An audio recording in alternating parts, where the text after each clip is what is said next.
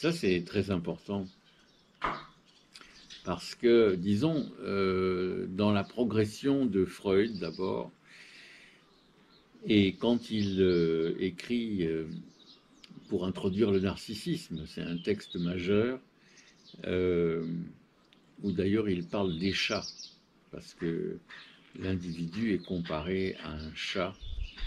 Euh, le chat aime qu'on le caresse, mais il est ingrat, il ne rend pas forcément ce qu'il reçoit.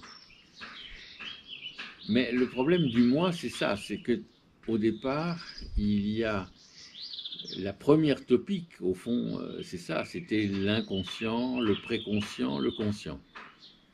Et puis, il se rend compte que ça suffit pas, surtout quand il y a, euh, disons, la découverte de la pulsion de mort, c'est-à-dire de forces destructrices qui sont à l'œuvre. Et il faut trouver un équilibre entre les forces destructrices et les forces créatives. Et alors, on arrive à la deuxième topique. Cette fois, il y a le moi, le surmoi et le ça.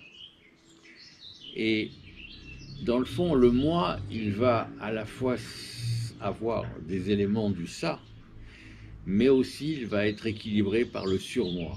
Bon. Et tout ça, c'est une façon de penser la conscience, hein, parce que le moi, c'est l'être conscient. Alors, bien sûr, il faut une orientation, une direction.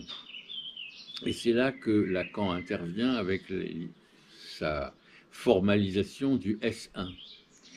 Il faut un signifiant maître, il faut, pour que l'individu ne soit pas dans l'égarement et dans, comme on a vu hier, la perplexité, pour surmonter cet égarement et cette perplexité, cette errance, il faut un signifiant maître, c'est-à-dire pour chaque individu d'ailleurs c'est différent, mais ça oriente le discours, ça oriente la vie, ça rend les choses plus supportables.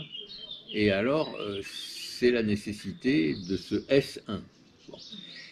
Maintenant, il n'y a pas toujours dans cette configuration, il n'y a pas toujours satisfaction du S1. Et on voit des gens qui, disons, chutent malgré qu'ils aient été élevés, que leur façon de penser a une orientation, parce que ça ne dit pas qu'il y a la névrose avec tout ça. Et on peut avoir le S1 et être névrosé. Alors, il y a des moments, l'individu a besoin de régresser dans le moi idéal. Le moi idéal, c'est quand il est, et ça c'est très important ce qu'a amené Lacan avec le stade du miroir, parce que l'enfant a, disons, une possibilité avec le stade du miroir d'envisager le futur. Parce qu'il se représente dans le miroir, mais il est tenu par une mère ou par un père, mais il est tenu par quelqu'un qui le regarde. Et le fait que quelqu'un le regarde, ça va l'aider beaucoup. Parce qu'il va se tourner vers la personne qui le regarde, et il se dit, mais qu'est-ce qu'il attend de moi? Mais en même temps, c'est une façon d'orienter le futur. Et c'est ça qui est vraiment très intéressant, parce qu'on a l'articulation entre le moment où le bébé, bon, il a 6 mois, en général on dit que c'est le stade du miroir entre 6 mois et 9 mois. Bon, mais à ce moment-là, c'est quand même un moment de structuration fondamentale, parce que alors qu'il y avait le principe, disons, de plaisir, il est dans le moi idéal, il peut penser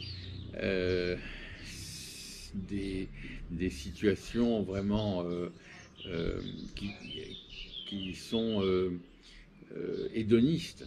C'est vraiment une forme d'hédonisme, le moi idéal. Bon. Mais ça ne suffit pas pour vivre ça, il faut aussi la direction, comme on l'a dit tout à l'heure. Et ça, c'est parce qu'il regarde la personne qui le tient, et qu'il peut envisager, et puis il voit la forme dans le miroir, il voit la sienne et il voit la personne très grande. Et il dit c'est là que je vais aller. Mais il ne sait pas exactement qu'est-ce que pense la personne. Mais c'est là qu'il va aller. Ça, c'est l'idéal du moi. Et il faut l'idéal du moi pour avancer. Et c'est sûr. Et donc, avec cet idéal du moi, même s'il n'y a pas de contenu, il y a une force qui le pousse. Et ça, c'est vraiment très important.